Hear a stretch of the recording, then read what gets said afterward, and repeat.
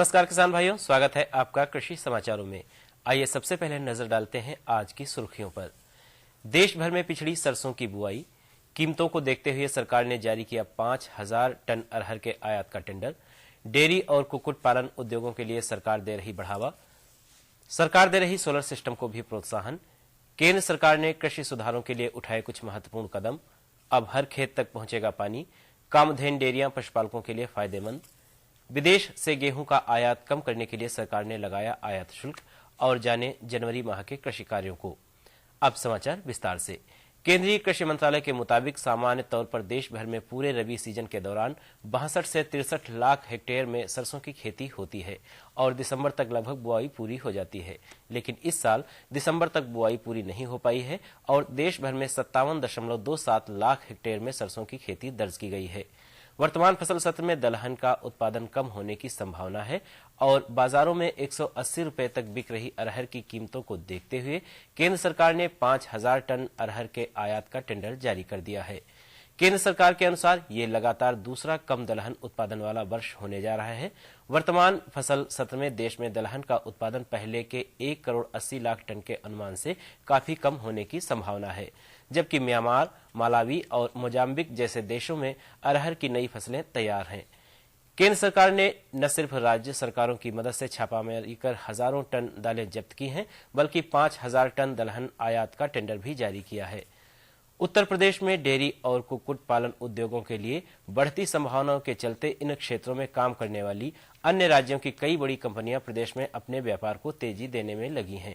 उत्तर प्रदेश पशुपालन विभाग के अनुसार राज्य प्रतिवर्ष 100 करोड़ अंडे उत्पादित करता है, जबकि राज्य में खपत लगभग 400 करोड़ से ज्यादा अंडों की है। उत्पादन और खपत के इस अंतर को समाप्त करने के लिए उत्तर प्रदेश ने अगले 5 वर्षों में अंडा उत्पादन को 350 करोड़ प्रति वर्ष तक पहुंचाने के उद्देश्य से कुक्कुट पालन नीति लागू की है। इस नीति के तहत बड़े स्तर पर कुक्कुट पालन फार्म शुरू करने पर उत्पादकों को 1 करोड़ तक का ब्याज मुक्त लोन सरकार द्वारा उपलब्ध कराया जाएगा। सोलर सिस्टम का सिंचाई में उपयोग बढ़ाने के लिए किसानों को कम लागत में सोलर सिस्टम के साधन उपलब्ध कराए जा रहे हैं, जिसमें किसानों को 50 से 75% तक अनुदान दिया जा रहा है। सिंचाई के लिए किसानों को कम लागत में सरकार की ओर से सोलर इरिगेशन पंप दिए जा रहे हैं, जिससे सोलर इरिगेशन पंप एक बार लगाने के बाद किसानों को दोबारा बिल या अन्य किसी तरह की धनराशि खर्च नहीं करनी होगी। सोलर पंप के लिए किसानों को उप कृषि अधिकारी के कार्यालय में आवेदन करना होगा। सरकार ने 2 और 3 हार्स पावर के पंप पर 75% अनुदान और 5 हार्स पावर पर 50% अनुदान देने की व्यवस्था की है। वैज्ञानिक तकनीक के उपयोग से पहली बार सूरज की किरणों से ऊर्जा लेकर सिंचाई का पानी किसानों को देने की व्यवस्था जिले में की जा रही है। पहले आवेदन करने वाले किसान को प्राथमिकता दी जाएगी। केंद्र सरकार की तरफ से कृषि अनुसंधान और कृषि शिक्षा के प्रोत्साहन और प्रसार के लिए कई बड़े और महत्वपूर्ण कदम उठाए जा रहे हैं, जिनमें नए कृषि विश्वविद्यालयों, महाविद्यालयों और अनुसंधान संस्थानों की स्थापना शामिल है। मौसमी आपदाओं का सामना करने के लिए खाद्य सुरक्षा को जारी बनाए रखने के लिए विशेष प्रयास किए जा रहे हैं। साथ ही खाद्य फसलों की नई और उन्नत किस्में भी जारी की जा रही हैं। हर खेत तक पानी पहुंचाने की प्रधानमंत्री नरेंद्र मोदी की घोषणा को अमली जामा पहनाया जाने लगा है। प्रधानमंत्री ने खेती के इस महत्वाकांक्षी सिंचाई योजना को गति देने के लिए इसमें मनरेगा का सहयोग लेने के लिए कहा है। सिंचाई के लिए जल उपलब्ध कराने को लेकर नदी जोड़ो परियोजना की पहचान करने और उन पर काम शुरू करने का प्रधानमंत्री नरेंद्र मोदी ने निर्देश दिया है। माइक्रो इरिगेशन परियोजनाओं में स्प्रिंकल और ड्रिप इरिगेशन से चालू साल के भीतर 1.55 लाख हेक्टेयर असिंचित भूमि को सिंचित बनाने की योजना है। सरकार ने प्रदेश में रिकॉर्ड दुग्ध उत्पादन को बढ़ावा देने के लिए दुग्ध विकास एवं पशुधन विकास विभाग को सक्रियता लाने के निर्देश दिए हैं। शासन की सक्रियता से प्रदेश में अब तक 100 गाय भैंसों की 57 कामधेनु डेयरियां, 50 गाय भैंसों के साथ 113 मिनी कामधेनु डेयरियां स्थापित की जा चुकी हैं। शासन से प्राप्त सूचना के अनुसार स्थापित इन कामधेनु डेयरियों से प्रतिदिन कुल 62,000 लीटर दूध का उत्पादन किया जा रहा है। इसमें से 57 कामधेनु डेयरियों से प्रतिदिन 36,000 लीटर दूध और 113 मिनी कामधेनु डेयरियों से प्रतिदिन 26,000 लीटर दूध का उत्पादन किया जा रहा है। कामधेनु डेयरियों में कुल 2,990 दुधारू पशु हैं और मिनी कामधेनु डेयरियों में 2,146 दुधारू पशु लाभार्थियों द्वारा क्रय किए गए हैं। केंद्र सरकार देश में गेहूं के आयात पर 10% आयात शुल्क लगाने जा रही है। देश में पर्याप्त मात्रा में गेहूं का भंडार मौजूद होने के बाद भी विदेशों से हो रहे आयात को रोकने के लिए ये कदम उठाया गया है। केंद्रीय वित्त विभाग ने बताया कि ये शुल्क मार्च 2016 तक लागू रहेगा। देश में अभी तक गेहूं आयात पर कोई भी शुल्क लागू नहीं था। आंकड़ों के मुताबिक आयात शुल्क बढ़ने से गेहूं के आयात में कमी आएगी। प्रधानमंत्री नरेंद्र मोदी ने भी कृषि उत्पादन के साथ साथ उसकी गुणवत्ता बढ़ाने की बात पर जोर दिया है, ताकि किसानों को उच्च गुणवत्ता के अन्न के उत्पादन के लिए अच्छा दाम मिल सके। किसान भाइयों, जनवरी माह, जिसे हम पौष माघ भी कहते हैं, सबसे ठंडा महीना होता है। इस महीने में गन्ने की तैयार फसल की कटाई की जाती है और कटाई के बाद गुड़ बनाया जाता है और इसके बाद गन्ने की नई फसल लगाने के लिए खेत भी तैयार करते हैं। इस महीने चने में दाना भरने के बाद बेचने के लिए बाजार भेजने की व्यवस्था करें। सूरजमुखी, मक्का और चारे के लिए एमपी चरी, सूडान घास की बोनी आरंभ करें। अमरूद, पपीते, आंवले और नींबू के पके फलों की तुड़ाई पूरी कर लें। आलू के पौधों पर मिट्टी चढ़ाने का काम पूरा करें। जिन किसान भाइयों ने बसंत ग्रीष्म की फसल के लिए बैंगन और टमाटर की पौध लगा रखी है, वे किसान भाई जनवरी के अंत तक इसकी रोपाई कर दें। रोपाई के तुरंत बाद पहली सिंचाई करें और इसके बाद 8 से 10 दिन बाद सिंचाई करें। जिन किसान भाइयों ने टमाटर और बैंगन की शरद मौसम की फसल लगा रखी है, वे अच्छी गुणवत्ता और कीमत के लिए समय पर फलों की तुड़ाई करें। बैंगन में फल तब तोड़ें जब वे मुलायम हों और उनमें ज्यादा बीज न बने हों। किसान भाइयों, आइए अब जानकारी लेते हैं प्रदेश की प्रमुख मंडियों के औसत मंडी भावों के बारे में।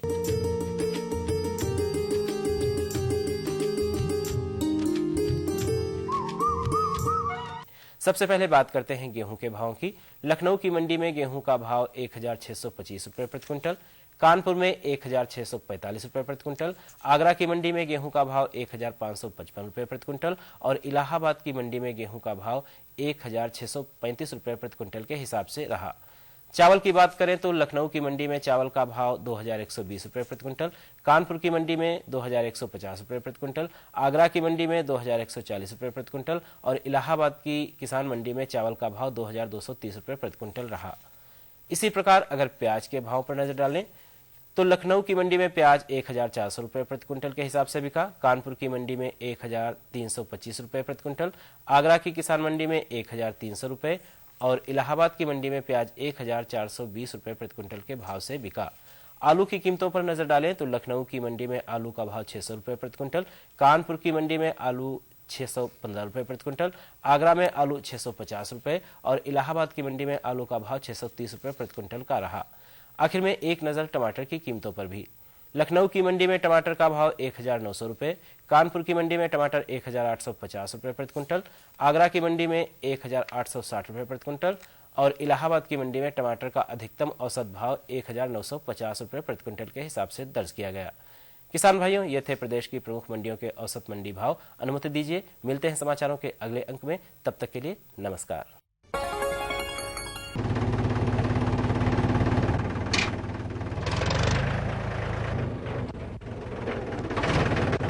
अरे हरकू वाह, बीज, कीटनाशक और आज खाद भी। अरे इतना खर्चा कहाँ से? अरे खर्च की चिंता किसे है, मेरे पास है ये किसान क्रेडिट कार्ड। कार्ड? अरे बैंकों द्वारा जारी इस कार्ड से किसान उसकी सीमा तक की रकम कभी भी बैंक से निकलवा सकता है और खेती बाड़ी की सामग्री कभी भी खरीद सकता है। तो हरकू भैया एक कार्ड मेरे लिए भी।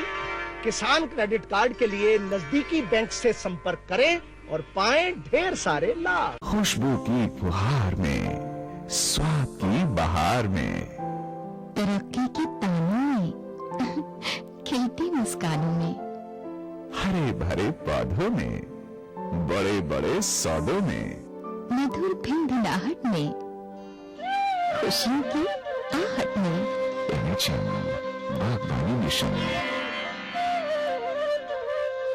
हमारी चाहत, आपकी मुस्कुराहट।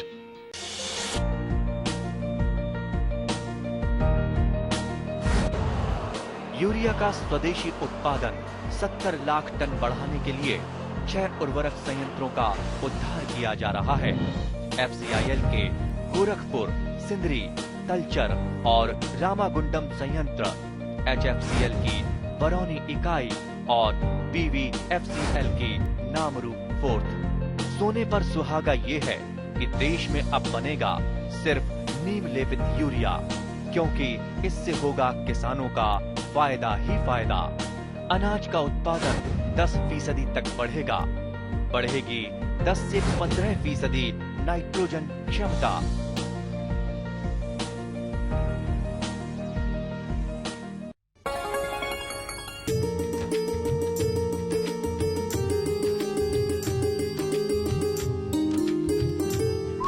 किसान भाइयों नमस्कार। कार्यक्रम कृषि दर्शन के आज के अंक में कृषि समाचारों के बाद आप सभी किसान भाइयों का एक बार पुनः स्वागत है। किसान भाइयों, आज के अंक में हम जानेंगे कि खेती में महिलाओं का क्या योगदान है।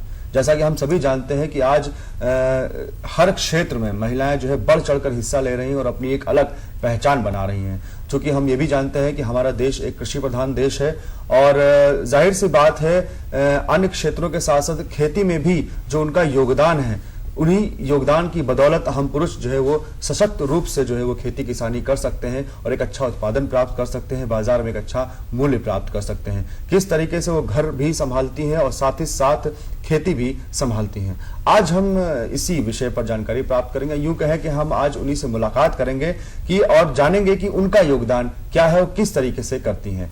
आइए हम उनसे मिलते हैं। रामपुर रायबरेली से कुन्ना देवी जी। कुन्ना जी, आपका बहुत बहुत स्वागत है कार्यक्रम कृषि दर्शन में। मैं अपने सभी किसान भाई तरफ से जानना चाहूंगा कि जो आपका योगदान है खेती किसानी में, घर परिवार भी संभालती हैं, साथ साथ खेती किसानी भी करती हैं, तो जो दिनचर्या है वो किस तरीके से है, कैसे आप शुरू होता है आपका दिन? आप सवेरे उठी थे तो घर के साफ सफाई करी थे जी। घर के साफ सफाई करके खाना पीना जी। खाना पीना बना के फिर खेते ले जाए थे। आदमी का खेते लेके खाना पीना हुआ गान तो कुछ निराई गोड़ाई कीन, निराई गोड़ाई करके आन तो घर आन, फिर चारा पानी कीन, हरहन का खाना पीना साफ सफाई घर का, फिर वहाँ खाना पीना भवा, चारा पानी हरहन का कीन। मतलब कुल मिलाकर जो घर में व्यवस्था है, जैसे घर में भैंस हैं आपके पास, हाँ। उनकी भी व्यवस्था देखभाल आप करती हैं और चूल्हा चौका भी आपको संभालना है। हाँ। फिर जो है वो नाश्ता बनाकर या खाना बनाकर हाँ, आप खेत पे जाते हैं, खेते जाए और खेत में भी आप कार्य करते हैं। परिवार में और कौन कौन है आपके साथ? परिवार में 2 लड़का है और 2 बहुरिया हैं, आदमी है, सास है, हम हन, सबको निराई गोड़ाई सब खेती पाती में यहाँ लागी रहे थे, लड़का बच्चा सबको। मतलब पूरा परिवार मिलकर जो है वो पूरा परिवार मिलकर सब खेती में।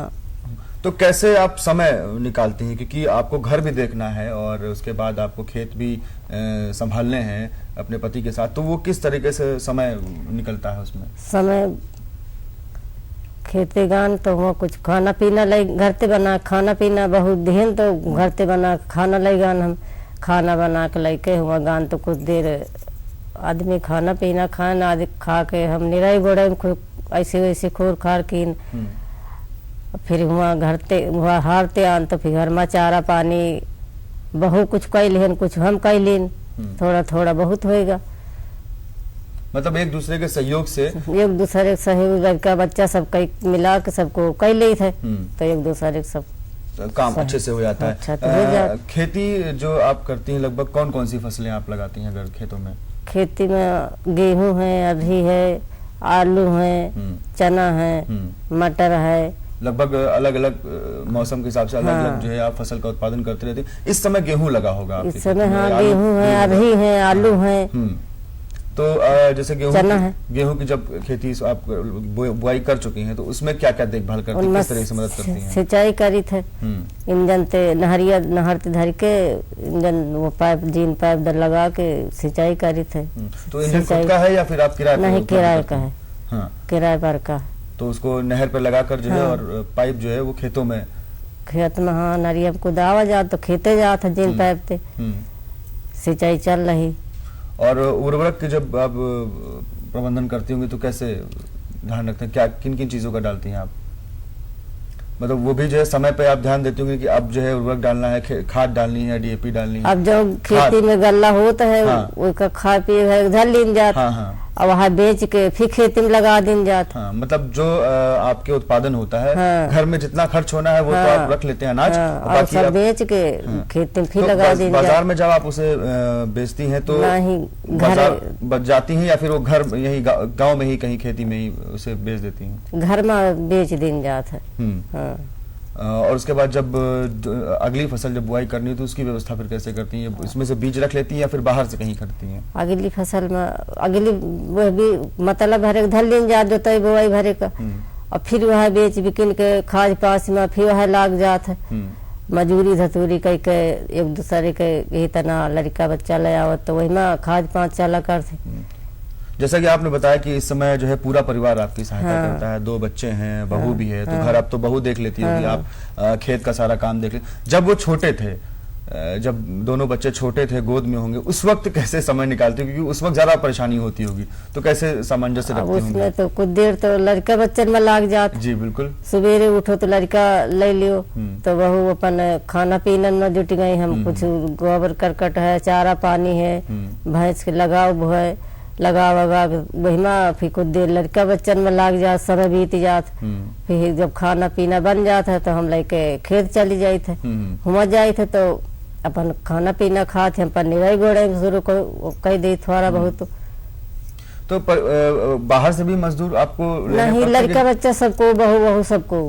जैसा कि आपने बताया कि आपके यहाँ 2 भैंसे भी हैं और जिनका दुग्ध उत्पादन भी होता है, तो दुग्ध जो घर में उपयोग होता है उतना रख के आप उसको भी दूध भी बेच देती होंगी? थोड़ा बहुत धल लेन जात और बेच दिन जात, खर्चा पानी वही चल रहा। मैंने आपसे पूछा था कि समय कैसे आप बांटती हैं, क्योंकि खेत में भी समय देना है, घर में भी देना है, और चूंकि आपने बताया कि पशु भी हैं, आप भैंस भी हैं आपके पास, तो चूंकि उनको भी 3 टाइम चारे की व्यवस्था करनी होगी और घर के भी खाने की व्यवस्था करनी हो, साथ साथ जो खेतों में कार्य है, चाहे सिंचाई की हो चाहे निराई, तो उसमें कैसे फिर समय निकलता होगा? उसमें लड़का बच्चा हुआ लागी रहे थे तो बहू घर में रहती है तो घर का पंचे देख लेते हैं। मतलब अभी मतलब ये है कि कुल मिला के एक दूसरे की सहायता करके, एक दूसरे की सहायता, हाँ, तब को कई ले तो हो जात। अच्छा, जब क्या बच्चे भी कभी आपसे कहते होंगे कि हम बाहर भी कमाने जाना चाहते हैं या कुछ और काम करना चाहते हैं, कुछ ऐसे कभी बच्चे कहते हैं? बच्चे जब खेती पाती के जब फसल खत्म हो जात जोताई बुआई के तो निकल जात, कमाल आवत, फिर कटाई भी नहीं टाइम जब आ जात तो फिर आ जा सबको लड़का बच्चा सबको एक दूसरे की सहायता कर दे, सबको काटी भी ले। मतलब मुख्यतः काम चूंकि बुआई के समय और कटाई के समय ज्यादा होता है, बीच में तो समय खाली रहता है, 1.5-2 महीने तो ये रहता है कि चलो बाहर कुछ काम कर लिया जाए, और उस दौरान जो है जब जरूरत होती है तो वो लोग फिर आ जाते हैं। इस वक्त जैसे आपने आलू के बारे में बताया, तो आलू में क्या क्या देखभाल इस वक्त कर रही है? आलू में खाद पर थी, पाँच पर थी, और निराई गोड़ाई हो थी, उनका सिंचाई हो थी। तो जिस वक्त जैसे आलू की जब खुदाई हो जाएगी तो जो बीज है उसका अलग कर देती हैं और घर के लिए अलग? उनके आलू बीज निकाल ले थे, निकाल के फिर उनका बेच दे थे, बेच के खाद पास में फिर आ जाते हैं। जैसे आपने बताया कि गेहूं, आलू और अरहर भी आपने लगा रखा है, तो अरहर में देखभाल कैसे? उसमें भी ज्यादा, क्योंकि उसमें ज्यादा खरपतवार आ जाता होगा, तो उसकी देखभाल कैसे करती हैं? उनकी देखभाल अब जैसे ज्यादा झुआ रहे तो इंजन धर दियो, सींच जा रहे हैं। और अगर ज्यादा उसमें खरपतवार हो रहे हैं तो उनको खुरपी से निकाल कर, खुरपी से निरा गोड़ दिन जाता है, छील लीन जाता है, हरहन का चारा पानी जानवर से ही बचाना व्यवस्था करते हो कि आजकल ज्यादा अरहर में ज्यादा नील गाय है या और ज्यादा जानवर है, नील गाय है चर रहे हैं, तो उनका गोड़ा वह रुंधाई करी जाती, तब बचत। मतलब चारों तरफ से एक बनाया जाता है खेत के चारों तरफ जो है अरहर की नुकसान ना हो। जी। और चना जैसे आप बोई थी, चने में कैसे देखभाल? चनों में चौगिरदार रुंधाई करे पर तब चना बचत नहीं, ले लगा है सब चड्डा। सामंजस्य की बात मैं कर रहा था कि जो है समय जो आप देती हैं घर पे भी और खेतों में भी, तो कभी ये नहीं लगा कि जैसे पहले आपके पास बैल थे जो जिससे जुताई करती कि इसमें कृषि यंत्रों का प्रयोग करती हैं? पहले बैल, शुरुआती दौर में जो है बैलों से ही खेत की जुताई वगैरह होती थी, अब किन किन चीजों का प्रयोग होता है? पहले बैल रहते रहे तो जुताई होती रही, अब ट्रैक्टर से जुता बोआ दिन जात है। तो खेती लगभग कितनी आपके पास है?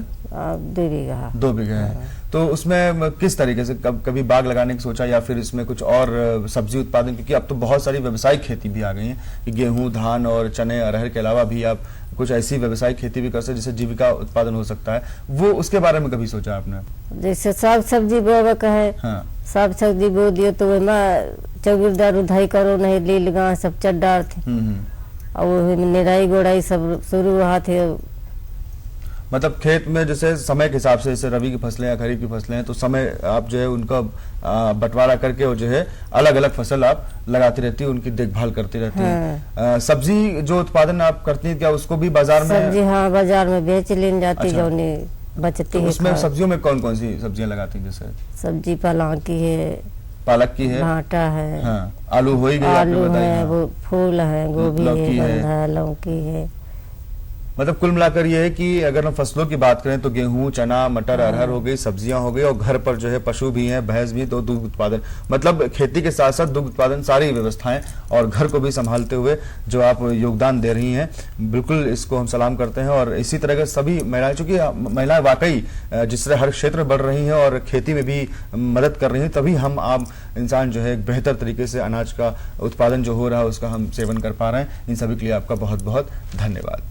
किसान भाइयों, निश्चित है अगर महिलाएं हमारे साथ साथ कदम से कदम मिलाकर न चलें तो हम पुरुष भी जो है आगे जीत नहीं सकते हैं। ऐसा इसलिए कह रहा हूं कि एक दूसरे का सहयोग बहुत जरूरी है और हम एक दूसरे के सहयोग के साथ ही जो है वो सफलता के शिखर पर आगे बढ़ते चल सकते हैं। ऐसी ही विभिन्न जानकारियां लेकर हम समय समय पर आते रहेंगे। तब तक के लिए नमस्कार।